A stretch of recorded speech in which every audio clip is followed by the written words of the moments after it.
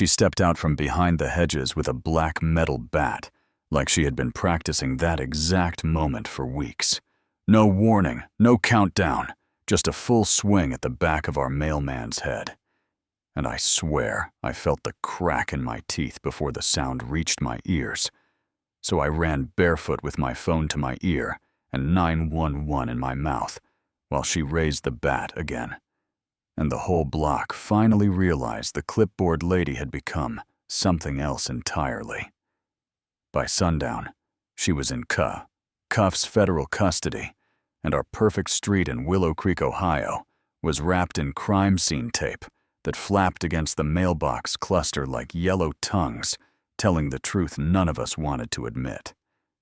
When people talk about rules keeping a neighborhood safe, they never add the part about what happens when the person holding the rules decides the rules mean hers. I'm telling this as the person who watched it unfold piece by piece from a small desk by a front window with a view of Maple Drive and those identical lawns cut like green graph paper. A work-from-home guy who writes marketing copy and times coffee with the rumble of a mail truck. Because little rituals make a life feel steady. And our guy, the one who made that ritual possible, is named Clayton Shepard. 18 years on the road, knew your kid's soccer schedule, your dog's tendency to bolt, and exactly how to set a package out of a sprinkler line. One of those quiet pros you barely notice until the day you look up and realize the entire rhythm of your block is riding on someone who never asks for credit. The first time I saw Jolene Blackwell truly focus on him, I thought it was neighborhood theater, maybe even something to shrug and laugh about later. She arrived in that white SUV parked at an angle that made the curb flinch, stepped out with her hot pink clipboard red pen, neon whistle on a lanyard, and a tape measure like a sheriff's badge, and she crouched at the mailbox cluster to measure the distance from curb to post, scribbling notes with hard wrist movements, heels clicking when she stood, as if the sound itself could keep everyone in line. Clayton rolled up with his easy little wave, a stack of letters in his hand, and didn't see her until she said, "Excuse me," in the kind of sharp polite that means nothing about this is polite.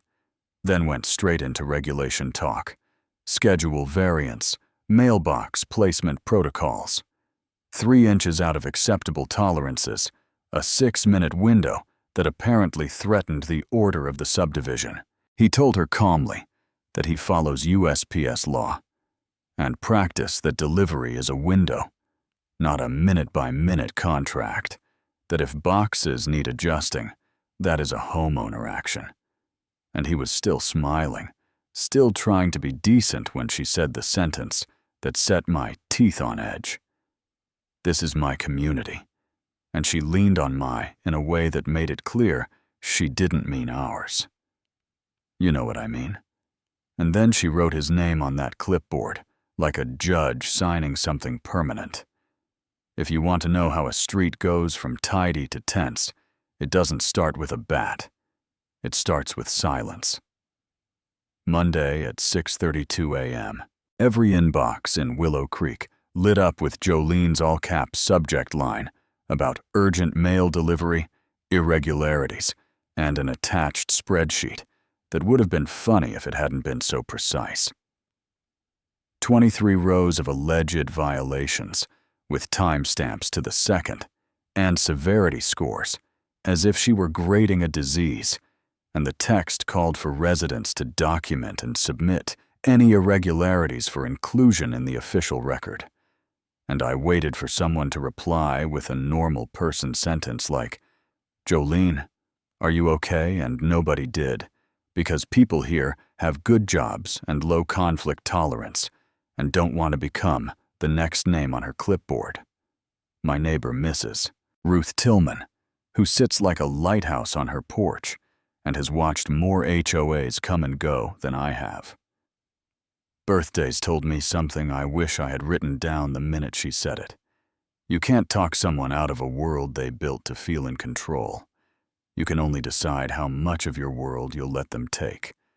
And I nodded with the kind of reasonable caution that sounds smart, right up until the moment it fails you, because I told myself I'd document, be civil, not make it worse. And that kind of thinking is a comfortable chair, when you should be on your feet. The emergency board meeting at the community center came 2 days later. Fluorescent lights folding chairs, a projector humming over a PowerPoint titled Mail Delivery Crisis. And Jolene ran the room like a prosecutor, clicking through slide after slide of minute variances. Parking angles, color-coded maps with dots. She called deviation points, while the board shifted in their chairs, and our Vice President Barrett Hayes finally cleared his throat and said with professional patience that we don't regulate federal employees. That Clayton is governed by federal law and USPS policy. And Jolene cut him off and asked for a vote anyway. And when it failed 4-1, she shut her laptop like a gavel and said the line that made my stomach go cold. If the board won't act, I'll handle this personally. And when someone says personally in that tone, they've already chosen the ending they want. The next morning, the cones arrived. Bright orange construction cones planted in front of every mailbox cluster with laminated signs, zip tied to the tops reading "Authorized personnel only," timed entry. And for a second, they looked official enough to stall you, even if you knew better. And Clayton did what a pro does. He called his supervisor, moved the cones aside carefully so he wouldn't be accused of damage, and kept working. The patrol car rolled up, and Officer Daniels stepped out, with a face I recognized from noise complaints and garden gnome insur. Looked at the cones at Jolene, at the signs on the public sidewalk, and said a single useful thing. USPS delivery has right-of-way. Don't supersede federal law, do not interfere. Then turned to Clayton and quietly said, document everything, and handed over a card. That should have been the end, if this were a neighborhood fable. But control doesn't stop, because authority told it no. It just goes quieter. That afternoon, I had 12 neighbors in my living room using coasters and their inside voices to sign a petition calling for Jolene's removal for creating legal liability. In 24 hours, which felt like a victory, and also a reminder that fear had purchased 160 households of silence, because in a place where appearances are currency, you don't volunteer to be a target. You hope the storm hits the next block first. It shifted from silly to serious the moment Clayton showed me the USPS letter on official letterhead, citing obstruction of mail, and noting that the Postal Inspection Service had opened a file. You could feel it in the way people crossed the street a little faster, the way Jolene's white SUV began idling in places that weren't quite visible, but were perfectly placed, and then, one morning at 10:12 Mrs. Tillman texted me 5 words that might as well have been sirens, her car behind maintenance shed, because that shed sits with a sight line to the first cluster box on our loop and a screen of hedges too thick for an easy view back. The ambush happened in daylight, like bad stories sometimes do. Clean sky mowers, humming the ordinariness of a Wednesday so complete, it made what happened feel impossible. And yet, Clayton stepped out of the truck with his keys. The panel door swung open. His shoulders relaxed into that muscle memory I had watched 1,000 times, and Jolene came out from the hedges with the bat held low and her jaw set in a line. I only ever saw during votes. I shouted his name. He turned, and the first blow that could have taken his skull caught his shoulder. Instead, a sound like metal folding wrong and he stumbled to a knee while she brought the bat up again and screamed, "You don't belong here. You're destroying everything," as if saying it could make it true. I was already running phone to my ear, 911 answering, and asking for location, while my voice did the one thing it could do. Say stop, and from 2 houses down, Mr. Langford was in the street with his phone up, shaking and recording. Because sometimes evidence is the only thing that stands up in a room where stories go to fight. And Jolene lifted and swung, and Clayton rolled and took a blow across the back and reached up with his forearm to shield his head. And when he said, "Please," it came out small and human, and that word did more to break the spell than my shouting. Because Tom lunged and grabbed the bat. Another neighbor grabbed Jolene's elbow. They pinballed for position, and the bat clanged on the curb. And then the sirens turned onto Maple Drive. Officer Daniels again. "One look backup call," Miranda read, with a voice that was more professional than mine would have been. And Jolene didn't shut up. She filled the air with rules and records, and how we would all thank her later. And the paramedics wrapped Clayton's head and stabilized his left arm and taped a gauze pad above his eye, where the blood wouldn't quite cooperate, and I knelt by his shoulder and told him not to move, told him help was here, told him he was safe, even though my body didn't believe me yet, and he nodded and said, "Just keep her away from me," and yeah. That happened, and I have revisited that moment enough times in my sleep to wear its edges down, and they still cut. The detective walked a measured triangle from bat to blood to mailbox panel, marked the asphalt, with little numbered tents like punctuation bagged Jolene's pink clipboard and the bat, and pulled Clayton's dash cam. Then looked at me with that not my first rodeo expression, and said, "This isn't just assault, it's assault on a federal employee, which means the Postal Inspection Service takes point. And if you think that sentence changes the air in a neighborhood, you're right. The board convened and removed Jolene." The inspectors arrived in suits that didn't bother pretending any of this was small. They interviewed witnesses, pulled copies of Jolene's emails, asked for our petition, and then executed a warrant at her house and found what everyone expected and nobody wanted to picture. A home office converted into a surveillance center. 14 clipboards sorted by categories like arrival times and vehicle movements. Wall-to-wall photographs of Clayton doing the most ordinary tasks, spreadsheets with 1,000+ data points, and a handwritten journal that started clinical and ended with a line that read like a verdict she had given herself. "Clayton Shepard is a threat to order and must be removed." Clayton spent 3 days in the hospital with a fractured radius, a mild concussion, and bruised ribs that bloomed purple like a storm. And when I visited with a card signed by neighbors who had finally found their voices, he looked at his cast, then at the TV and at me, and said in a quiet voice that made me bite the inside of my lip, "I love this job. I'll be back, I just don't know what it's going to feel like now."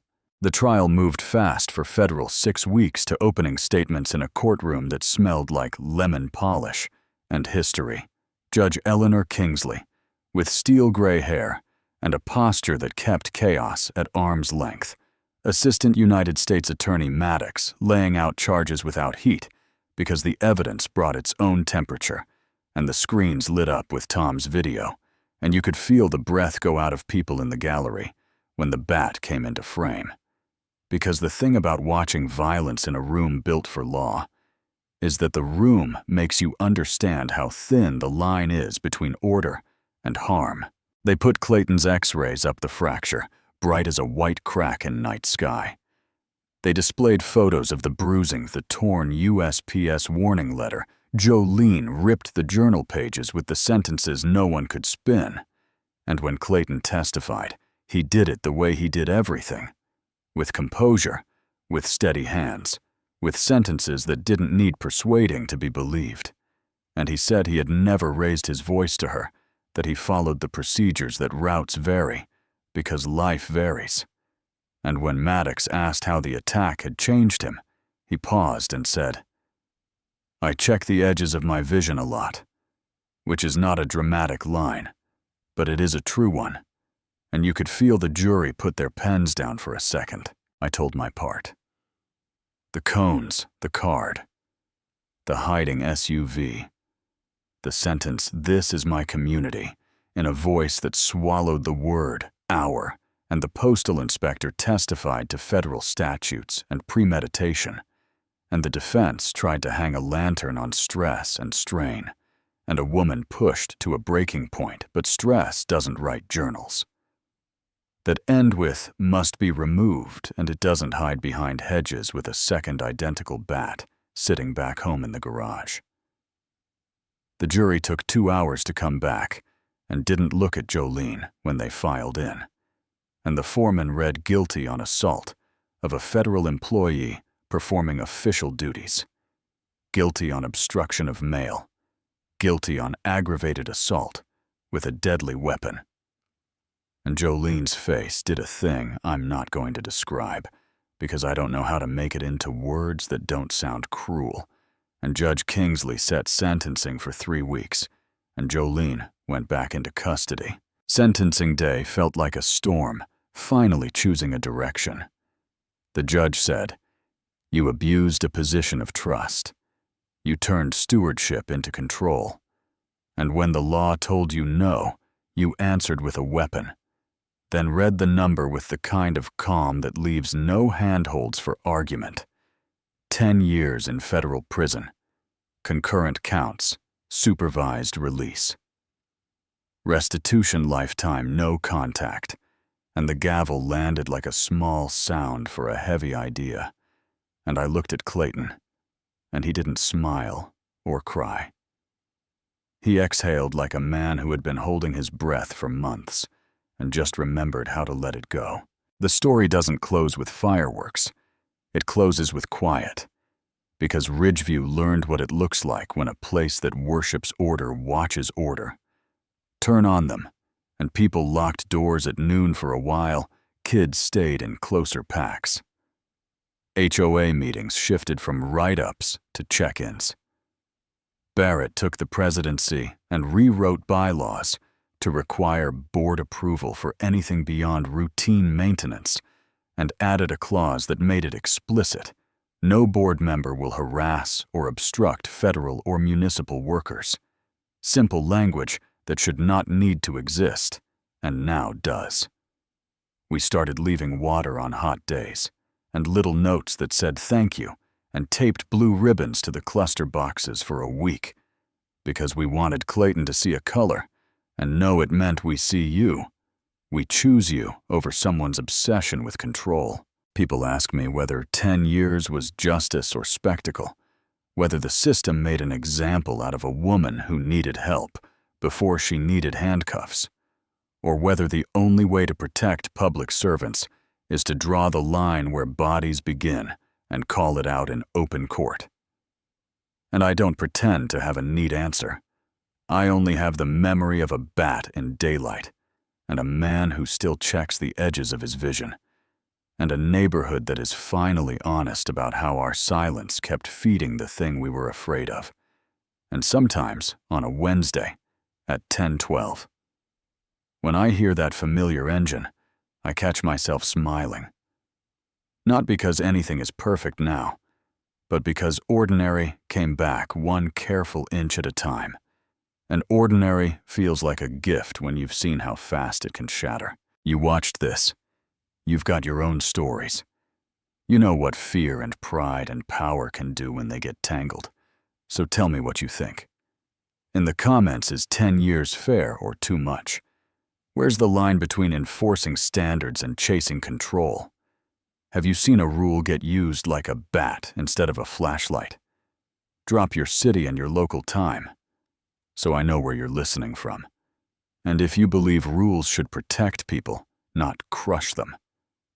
Tap like, and share this with the one neighbor who needs to hear it before their clipboard starts feeling like a crown.